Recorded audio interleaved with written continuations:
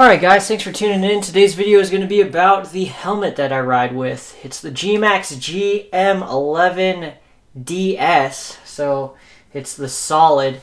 It's an adventure riding helmet. I got it on Amazon in 2015 for, I think it was $125.95 shipped to my door. The retail price was $119, but with tax it tacked on about 10 bucks. This is it pretty much in its riding configuration. I didn't do any cleaning of the helmet, nothing like that. This is exactly how it looks when I ride with it. Because I was just riding today, this is exactly what it looks like, kind of beat up. It's a good helmet. It's a great value. One of the great things that brought me to this helmet was it looks great. It's a really cool looking adventure riding helmet. And it has a lot of features on it that a lot of entry-level helmets don't. It really brings it up in the value. Pretty much what you're looking at is an adventure riding helmet for 120 bucks. And that's hard to find because most helmets, unless you're looking at like Built or Bell helmets, adventure riding helmets are usually around the $300 mark, $300 and up. But this had it really piqued my interest because it had a ton of vents. So I think there's like 9 vents or something like that, which is a really great amount for such a low priced helmet. And it also came with a sun visor. This is not in its stock configuration, as you can tell. I mean, this is exactly how I ride with it. Some things that I did to it that are different, of course, are I have a GoPro Hero 3 sitting on there along with a Sena 20S Bluetooth. This visor originally came clear, but I had it tinted by my brother. It's not optically clear, so I don't recommend that you tint your helmets the same way I did, but it does look really cool. It's really dark, which I don't really recommend riding with, and once again, it's not optically clear. Another thing that my brother did for me was he wrapped my visor, my sunshade there, with green and bronze. It was just some scrap material he had laying around, and he wanted to do a proof of concept thing, and I liked it enough, so I decided to just keep it on there. Some other stuff that's on there is on the back of my helmet. I have some reflective tape. That's what the red is. Of course, this helmet's DOT approved. And you're probably wondering what this little strip of tape is.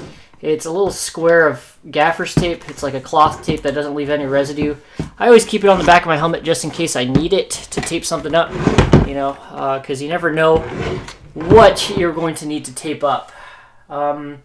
It's a great helmet so far. I'd rate it probably, like, for value, it's a 10. It's solid. You can't really get a better helmet for 120 bucks. But I highly recommend that you spend more money on your helmet. After experiencing this helmet for, you know, a year or so, year and a half, it's a great helmet, but the fit and finish just isn't really there. Like, the way that the visor's held on is by these 3 Phillips screws, and there's one on each side and one on the top. And these things were just like constantly getting loose on me. And what would happen was, like, they would get loose and then the visor would pop off, and then my windscreen would pop off as well, and then it would just be a huge mess. I'd be frustrated when I'd be riding, or my visor wouldn't close all the way, and it'd be like crazy frustrating. But anyways, what I did was I just cranked those suckers down with my pocket knife, and then you could do it with a coin or something like that. It's meant to be, you know, turned with like a big object. But, you know, I highly suggest that you tighten those down, because if not, your helmet's going to rattle, because, you know, this part is like cheap plastic and it's like super flexible. And of course, in case of an accident, you're looking for that thing to fall off and not, you know, pull your head around. Speaking of pulling your head around, this helmet does not do very well in high wind conditions or at very fast miles per hour. So usually I'm riding under 80 miles per hour, but I was riding in it with my brother's R3, and I was going about 90 or so, and this visor acts as like a huge sail, and it just catches the wind as soon as you turn your head or anything like that. And of course that's going to happen with any helmet, but with this helmet it's just exaggerated because the visor sits so incredibly high on the helmet, and there's just so much space right there. I wouldn't buy a helmet without one, just because I'm riding in Southern California and it's mostly sunny all the time. So having a sunshade like that definitely helps, and I wouldn't ride without one. Even though I am riding with tinted lens, and that's another thing that's another thing I should bring up with this helmet. You can, here 1 second, you can ride. This helmet's great because it's actually meant for like adventure riding or snowmobiling. That's kind of where I found it, was a snowmobiling review. They make the clear lens, they make an orange lens and a yellow lens, but they don't make a smoked lens or tinted, which kind of sucks. So when I first started riding, when this was clear, I was riding with a set of tear-offs. So I was riding with those, just some Morrow goggles, which worked really well, and they work in conjunction with the helmet because it's meant to be used for like snowmobiling and stuff like that. So I would ride with these goggles every once in a while, and it was awesome. So let's go ahead and talk about it. I have two GoPro mounts. I have one on this side, and I have one on the other side. This helmet is really difficult to mount GoPro mounts to. One, because you can't stick it on the front like a beak one, like normal people do with, like a sport bike helmet. This one just has a really aggressive point. There's nowhere you can stick a mount to. So I put it right here, but I would have to run in upside down mode, and that was just really inconvenient. So I tried with my second mount to stick it on the other side, and it worked totally fine. But the thing is, my visor, I don't know if you can see this peak right here, it touches the Wi-Fi button on the case. So I had to cut the case of my GoPro and then reinstall the button on there so the button still works. So that was really annoying, but I managed to get it done. But that's pretty much the only configuration that I could find to put the GoPro on that actually works. And yes, it still does work with my Sena 20S on there. It's just really tight getting the Sena on and off. I really don't like having the Sena and the GoPro on the left-hand side. Just because it's really difficult to figure out where stuff is, and it's really difficult to pull the Sena off when I need to take it off. But in terms of having it on the left side, it's good because that's your clutch control hand. That's the hand you're not using. That's the hand that you can take off and actually like manipulate your GoPro or your Sena with. But it's just really cluttered on this side, and it's a lot of weight that's hanging off of there. But in terms of GMAX, it's a great helmet. It's a great value. The things I don't like about it are you're not going to find a ton of lenses for it, which sucks because with helmets you want to look cool and you want to have a bunch of cool stuff on your helmet. And a helmet manufacturer that doesn't have a smoked helmet or a tinted lens right out of the gate, that's like a real downer for me, and it really sucked when I was trying to look for tinted lenses and I couldn't find any. So that's why I kind of switched over to these tear-offs. And these goggles are great, but it's just more money that you're throwing into a helmet. The other thing I really don't like about this helmet is it's super loud. Like, I know you guys listen to my videos and stuff like that, and this helmet is just like insanely loud. I used to ride with earplugs, and I realized like, hey, it's not that safe. And of course your mileage may vary. I just don't feel comfortable riding with earplugs. They're always falling out of the ground, and I was always losing them in my jacket and stuff like that. But it's just a super loud helmet. Like, most of the time when I get off my bike with this helmet on, like, my ears are ringing, or at least they used to until those, frequencies started dying in my ears. But anyways, like, it's crazy loud. It's like unreasonably loud, this helmet. In terms of padding, it's pretty good. It's got removable everything in there and a washable liner, so you can pull everything out. It's just a real pain in the butt since I have so many microphones in there.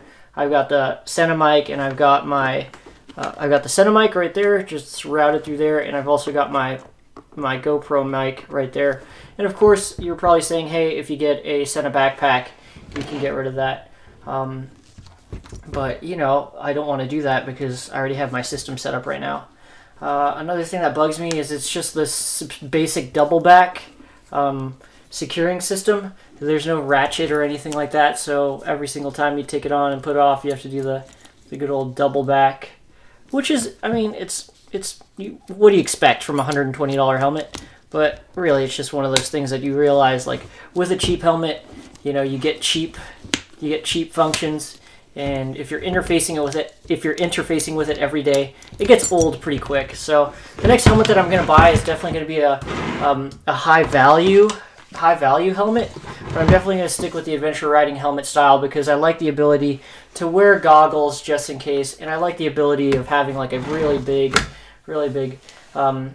visor right there. But the GMAX GM11, it's a good helmet. It's a great value, especially if you're just starting off with motorcycle riding and dirt riding. But there are plenty of better options out there if you're willing to spend $100 or $200 more. But, you know, once again, might as well, while I have my GoPro out here, I'll just, you know, once again plug. I highly recommend that you run with a GoPro just as a safety net, just as, you know, an insurance policy. Because they do help. They give you that peace of mind and that confidence that if something does go wrong, you can consult the film and figure out what's going on. And in one of my other podcasts, or one of my other videos, I talked about my Sena 20S and how important it is to have communications with other riders if you're riding in a group or anything like that. And, you know, the Sena 20S just really makes a long ride a little bit shorter and makes riding a lot more comfortable. In terms of, you know, rocking the GoPro on my helmet, I'm sure I'll make that into a different video. I'll probably record it right after this, but, you know, that's kind of my 2 cents on the GMAX GM11 DS. Mine's the solid color. It comes in a bunch of different colors, comes in a bunch of different patterns, but there's the GMAX logo just like hiding under there.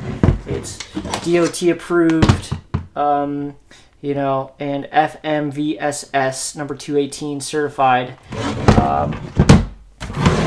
Do I recommend it? Yes, if it's your first helmet. Would I buy another one? No, just because I see what this helmet does wrong. It does a lot of things right, but it just, if you're wearing your helmet every single day, and if you're riding enough, having a good helmet is super important. And this helmet is just, it's great, but it's not something that I could really like justify buying again.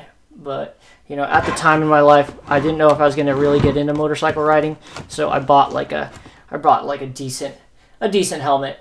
And decent is kind of the best word to explain it.